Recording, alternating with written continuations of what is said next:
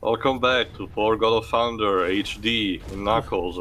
And as anticipated, welcome to Muspelheim, aka Dark Cave with occasional burst of lava. Whoa, the lighting.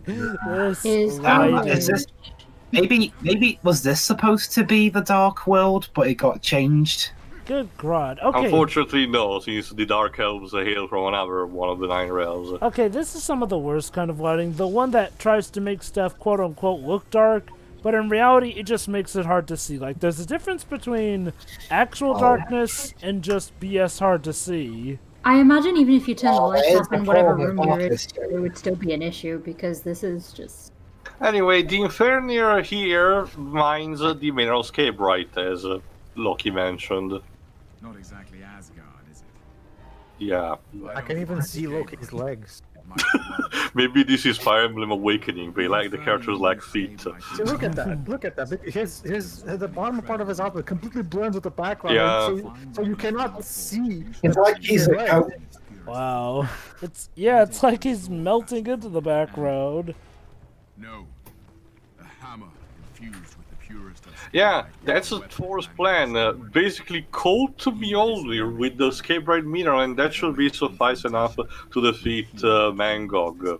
Whatever floats your boat bodies. Makes sense. And yes, in order it to do does. so, we'll have to also confront eventually the Lord of Realm of Muspelheim, Surtr or Surtr. Unfortunately, Dweebs is not voiced by Clancy Brown. In this case, instead will be voiced by Rick D. Wasserman. So it's another example of a character who we actually will meet in the MCU later. Yeah, and it was just an hilarious coincidence because the makers of the game just wanted to be cute. But he does. But Wasserman has a history of playing superhero roles in superhero themed video games, and also a couple of the shorts. So there is very precedence for his career. Oh, apparently he's the one who voiced Michael Barrick in Gears of War 3. I actually forgot what it was. The protagonist of the DLC campaign too. Oh, Mutton Chops guy. Okay then. I would Oh, like.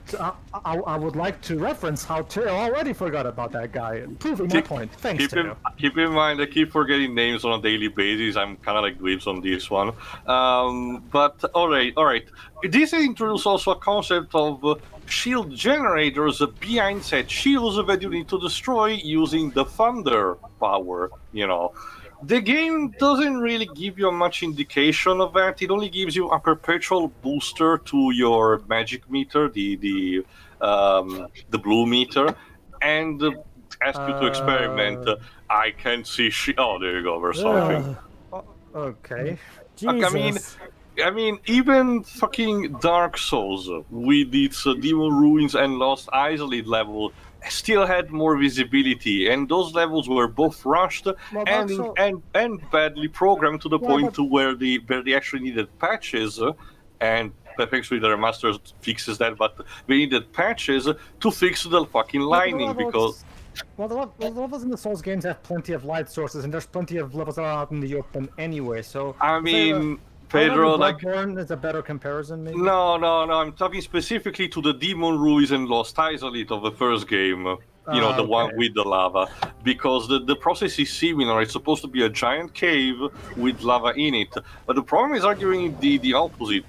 The lava was way too fucking bright, and that also causes the frame rate to potentially go deep shit, at least in the original release. Thankfully, the remaster fixes that because I haven't encountered a single frame rate issue so far, so there's that. There's a problem when you cannot tell the floor from the wall or the ceiling. This is for the Dark World, sorry. This is for God of Thunder in the floor may be lava, but you don't know. I can. The floor is what you're walking on right now, and the wall is what will burn you to a crisp in this case if you touch it because it's red hot. How the cave in Gears 1 was better. Hell, even the original 360 version, which still had that overly gray color scheme. Okay, now on one side, I sort of get it. The only source of light is the flame, so maybe that's the idea. The problem is that it just looks bad to look at. Like, it doesn't even feel immersive. It's darkness. I mean, the thing is, later on, thinking the next part, later on, we will see a more open space, and I mean literal space, because this Muspelheim will be a sort of a collection of floating asteroids, like floating in the middle of space, which will reflect the classic Marvel showcase of how the Marvel comics actually normally showcase space, thanks to what fans started calling the Kirby Crackle. Well, at least they're not applied in a video game format, in a sense that space is not just a black screen with some dots to represent the stars. It has like swirling masses of energies, the planets may look gigantic in proportions.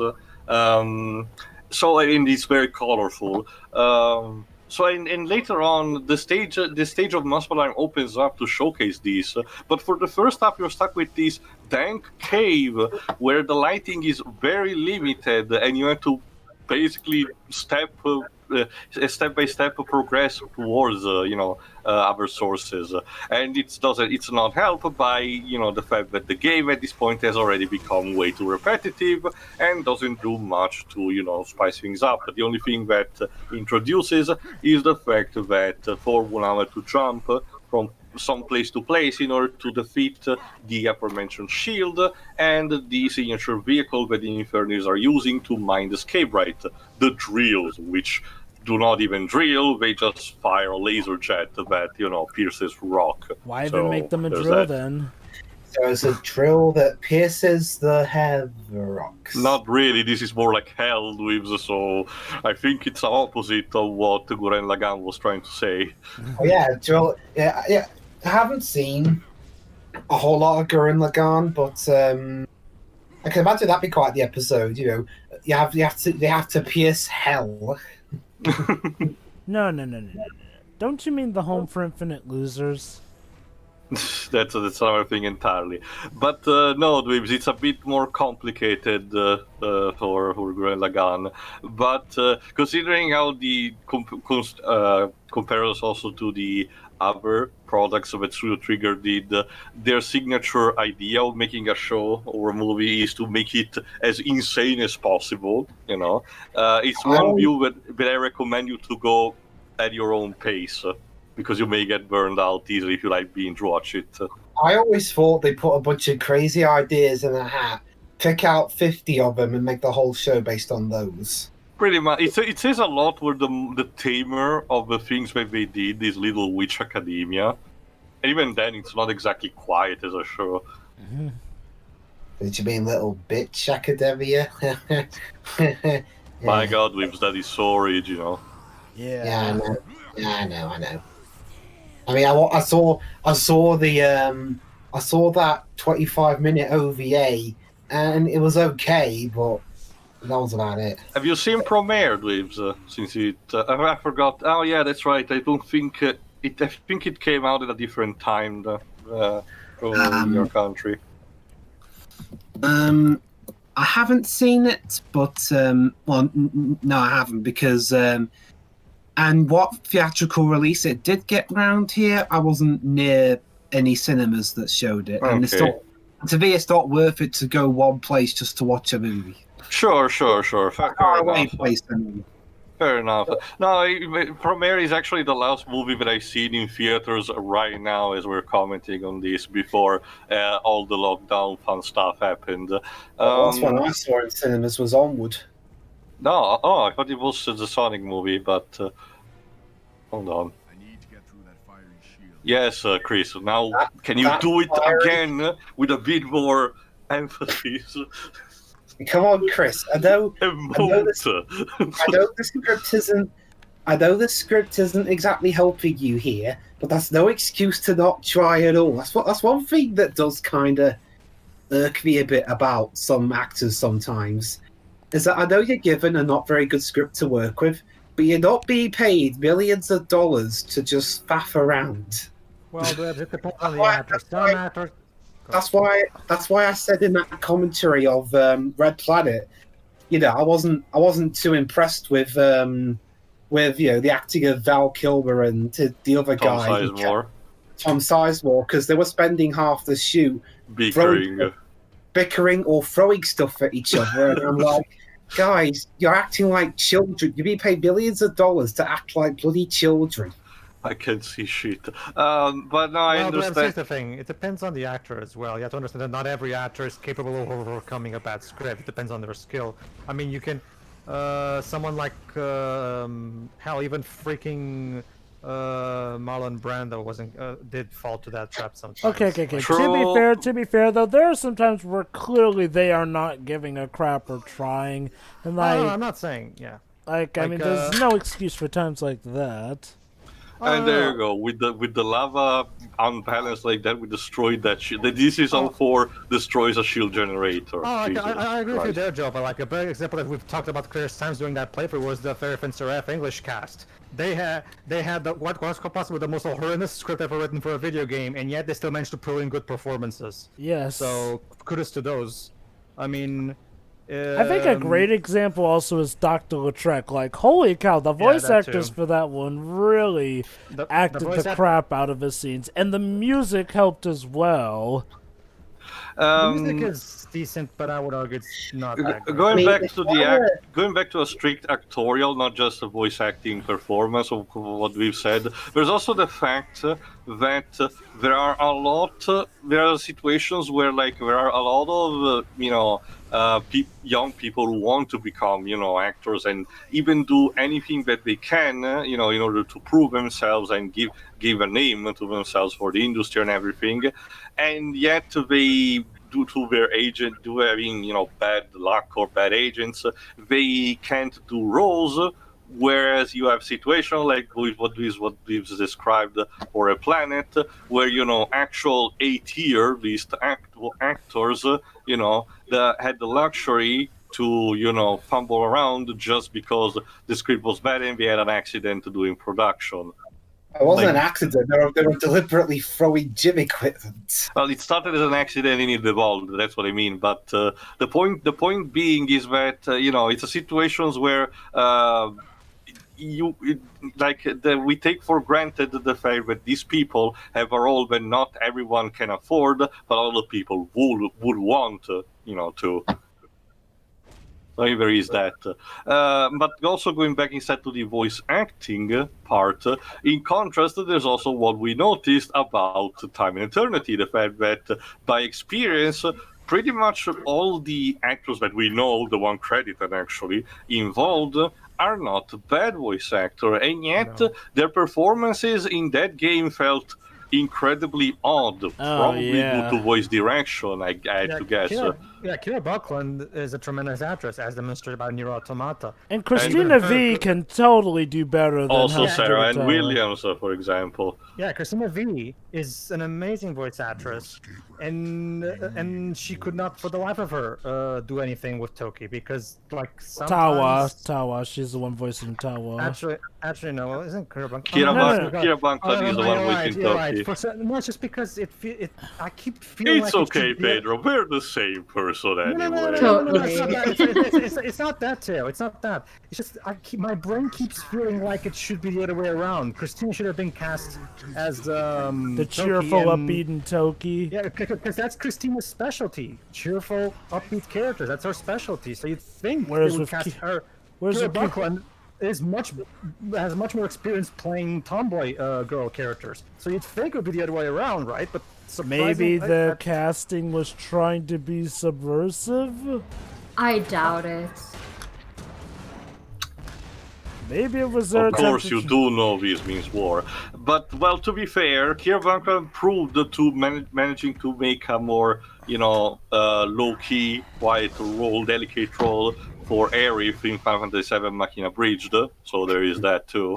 Oh, I'm not saying she's incapable of doing that. It's just that she was. So go on. It's just that, when I think, get me a voice actress that can do a good, cheerful, upbeat girl character. I don't think Kira Buckland is my first choice. Plus, I mean, circumstances of how it happened aside, I thought she was good in what little she got to do in Yokai Watch. Wait, she was in Yokai Watch? She replaced she was replaced I forgot the name of the original actress, but she's the current English voice of Jibanyan. That's basically it.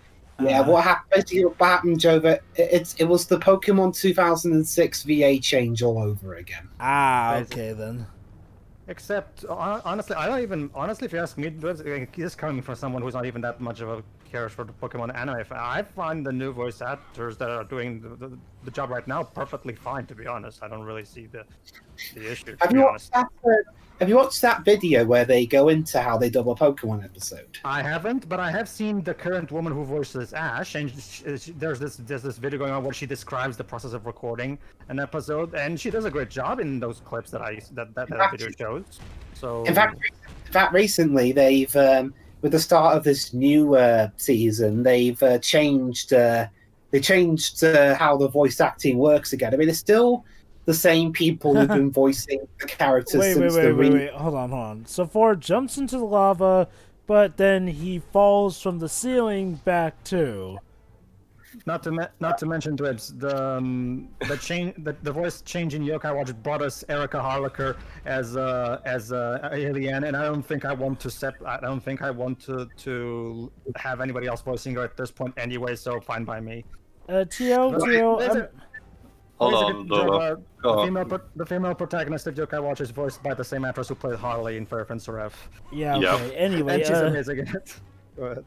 Tio, are we talking over anything important game-wise? No. Don't remember, Jova. I would have actually told you it. Something important in this game. That's fun. That's the thing. Something does happen from time to time. The problem is that it's interspersed in these places where nothing happens. And I'm sorry, this would be the perfect type of game where Thor has his inner thoughts constantly saying, "Oh, I need to destroy these people. They're the scum of the Nine Realms. I will have to avenge Asgard." But it does that so sporadically. It's almost in Prince of Persia: War Within. We have a situation where the character should be saying anything or think anything, but probably because we didn't want to spend too much on Chris Hemsworth voice acting, he doesn't say jack shit most of the time. So anyway, as I was saying, they changed it recently so that the people who are still voicing the regular characters, who still do them from New York City, where they've been dubbing Pokemon since it started, just with different companies. Mm-hmm. But now the other half of the voice acting comes from Los Angeles, so you might end up getting a few actors from anime or some video games voicing some Pokemon characters in the anime now. For me, it's a very particular different situation than most. Oh, no, cutscene. This is showcase another new type of enemies, particular infernir, the Scorchers, who actually explode. So basically the ideal strategy is, when you see them, throw me all near them before, they reach you. Reminds me, actually. For me, well, then I was just trying to finish up. But honestly, just for me, it's kind of a separate situation than most people for me, because I from the very beginning was never that big a fan of Veronica Taylor's Ash voice. Whereas literally everybody else on the planet claims that she's the only person that should ever voice Ash, So it's one of those cases for me where I'm just like, I don't know, I kind of prefer the new actress, if I'm going to be honest. I actually forgot a question, Jova, because you may know better. Well, no, even Pedro. Is Ash voiced by a female voice actress in Japan? Yes. Oh, okay. Considering it's weird. Japanese and English. My country actually gave him a male voice actor, but I think he does find the job fine because he sounds relatively younger. It's not a case like with the Jibanyan where the Italian dub is clearly the worst voice they gave it. What, does he actually sound male in that? I'll explain you more later, but go on with what you were saying before, Jova. Right, yeah, like I said, Pokemon Journeys is actually looking pretty interesting. What do you think, Dwibs? Such a pit.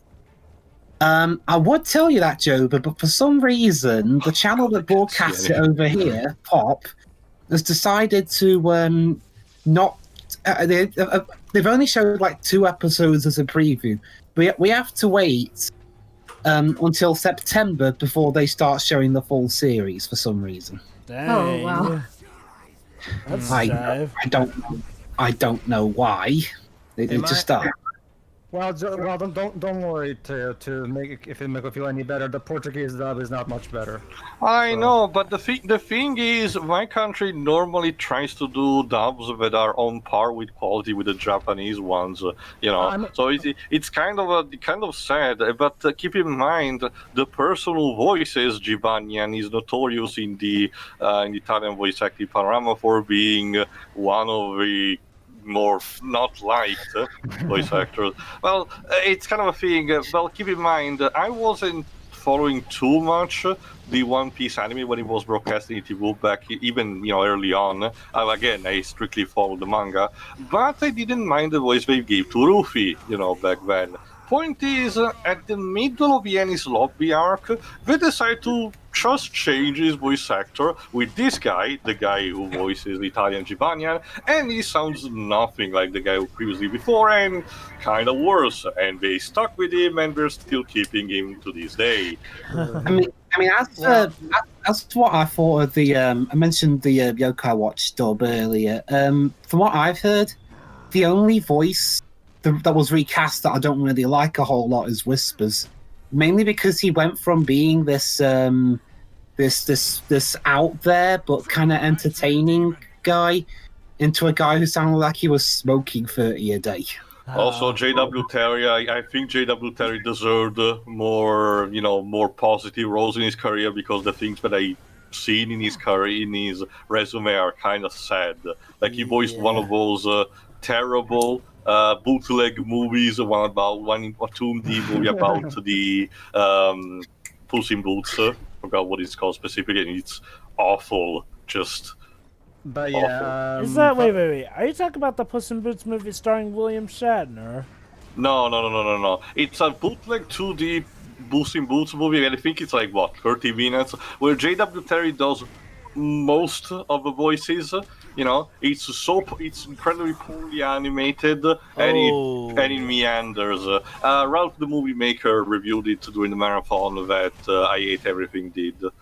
It's well to answer you. Well, it's the same thing here in my country. Like Ash over here has always been voiced by a woman, so Yeah, same for the English.